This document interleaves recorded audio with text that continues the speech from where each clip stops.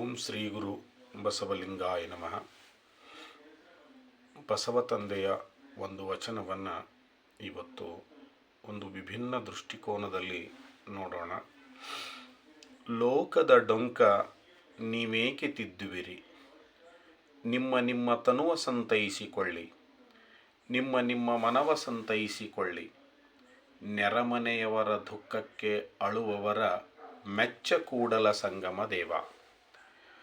ನನಗೆ ಈ ವಚನದಲ್ಲಿ ಕೊನೆಯ ಸಾಲು ತುಂಬ ಮನಸ್ಸಿಗೆ ಒಂದು ಏನೋ ವಿಚಾರದ ಲಹರಿಯತ್ತ ನನ್ನನ್ನು ಕರೆದುಕೊಂಡು ಹೋಗಿದೆ. ನೆರಮನೆಯವರ ದುಃಖಕ್ಕೆ ಅಳುವವರ ಮೆಚ್ಚ ನಮ್ಮ ಕೂಡಲ ಸಂಗಮ ದೇವ ಅನ್ನುವಂಥ ಪದ ಇರಲಿ. ಇಲ್ಲಿ ವಚನದ ನೇರವಾದ ಅರ್ಥವನ್ನು ನೋಡ್ಲಿಕ್ಕೆ ಹೋದರೆ, ನೀವು ಜಗತ್ತಿನ ಡೊಂಕು ತಿದ್ದಲಿಕ್ಕೆ ನೀವು ಯಾರು? ನಿನ್ನ ಮನವನ್ನು ಸಂತೈಸಿಕೊಳ್ಳು, ನಿನ್ನ ತನುವನ್ನು ಸಂತೈಸಿಕೊಳ್ಳು.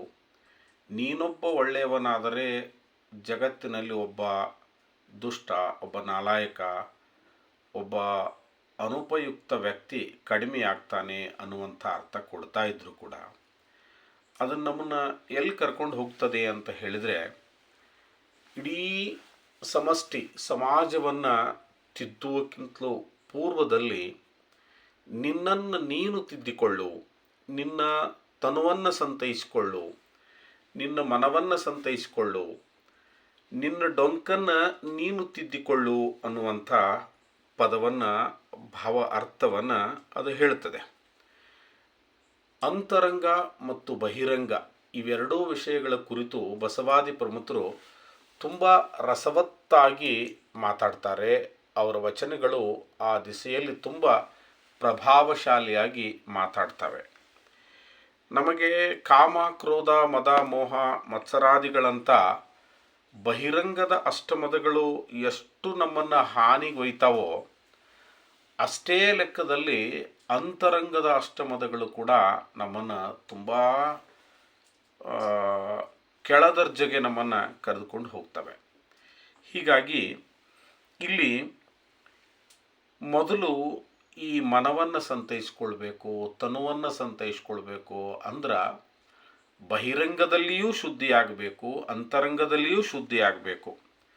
ಇಷ್ಟು ಆದಮೇಲೆ ನೆರಮನೆಯವರ ದುಃಖಕ್ಕೆ ಅಳುವವರ ಮೆಚ್ಚ ನಮ್ಮ ಕೂಡಲ ಸಂಗಮ ದೇವ ಅಂತ ಹೇಳಿದ್ರ, ನೆರೆಮನೆ ಅಂದರೆ ಯಾವುದು?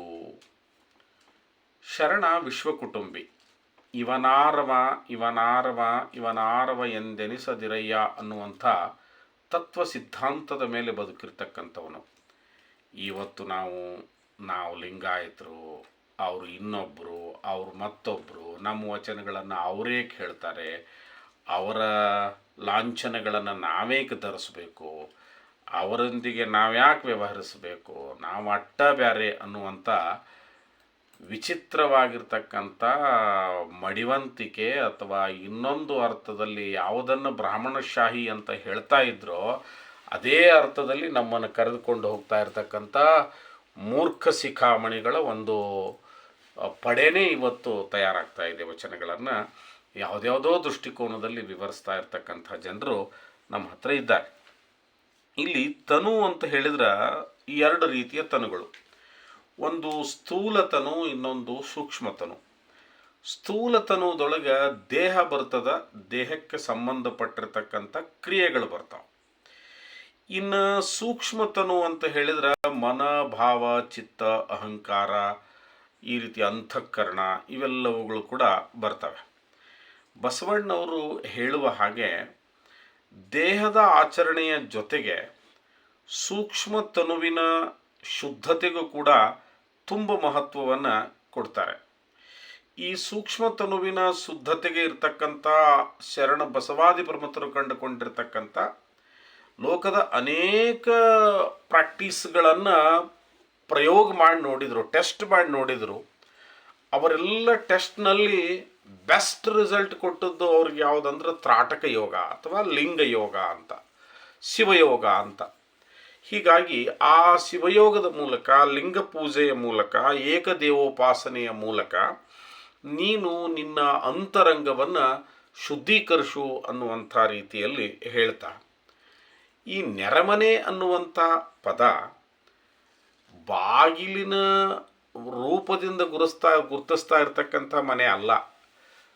ಕಂಬಗಳಿಂದ, ಗೋಡೆಗಳಿಂದ, ಕಿಟಕಿಗಳಿಂದ ಗುರುತಿಸ್ತಾ ಇರತಕ್ಕಂಥ ಮನೆ ಅಲ್ಲ.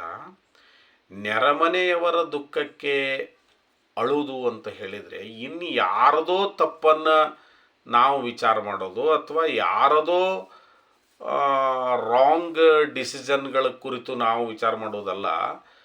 ನಮ್ಮ ಮನೆ ಅಂದರೆ ನಮ್ಮ ಆತ್ಮ, ನಮ್ಮ ಆತ್ಮಸಾಕ್ಷಿ, ಅದನ್ನು ಕುರಿತು ನಾವು ವಿಚಾರ ಮಾಡಬೇಕು. ಆ ತಪ್ಪಿಗಾಗಿ ಪಶ್ಚಾತ್ತಾಪ ಪಡಬೇಕು. ಇದು ಬಹಳ ಬಹುದೊಡ್ಡ ವ್ಯಕ್ತಿತ್ವ. ಮನುಷ್ಯನ ಬಹುದೊಡ್ಡ ವ್ಯಕ್ತಿತ್ವ ಅಂದ್ರೆ ನನ್ನ ತಪ್ಪನ್ನು ನಾನು ಒಪ್ಕೊಳ್ಳೋದು. ಈಗ ಭಾಳಷ್ಟು ಸಲ ನಾವು ಈ ಕಾಟಾಚಾರಕ್ಕೆ ಬಿದ್ದು ನಾನು ಮಾಡಿರ್ತಕ್ಕಂಥದ್ದೇ ಸತ್ಯ, ನನ್ನ ಬಿಟ್ಟರೆ ಇನ್ನೆಲ್ಲವೂ ಕೂಡ ಮಿಥ್ಯ ಅನ್ನುವಂಥ ಹುಚ್ಚು ವಿಚಾರಗಳಲ್ಲಿ ನಮ್ಮತನವನ್ನೇ ನಾವು ಹಾಳು ಮಾಡ್ಕೊತೀವಿ. ಹೀಗಾಗಿ ನೆರೆಮನೆಯವರ ದುಃಖಕ್ಕೆ ಅಂದರೆ ಇನ್ಯಾರ್ದೋ ತಪ್ಪಿಗಾಗಿ ಅಥವಾ ಇನ್ಯಾರನ್ನೋ ತಿದ್ದಲಿಕ್ಕೆ ಹೋಗೋದಲ್ಲ. ನನ್ನ ಒಳಗಿನ ದೋಷಗಳನ್ನು ನಾವು ತಿದ್ದುಕೊಳ್ಬೇಕು. ನನ್ನ ದುಃಖಕ್ಕೆ ಕಾರಣವಾಗಿರ್ತಕ್ಕಂಥ ನನ್ನೊಳಗಿನ ದೋಷ ಯಾವುದಿದೆ ಆ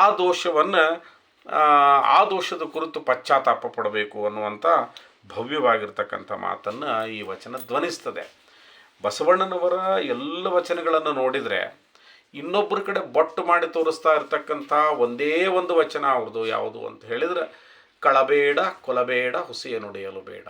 ಇನ್ನುಳಿದ ಎಲ್ಲ ವಚನಗಳು ಕೂಡ ಅವರ ಅಂತರಂಗ ಸಾಕ್ಷಿ ಪ್ರಜ್ಞೆಗೆ ಸಂಬಂಧಪಟ್ಟಿವೆ.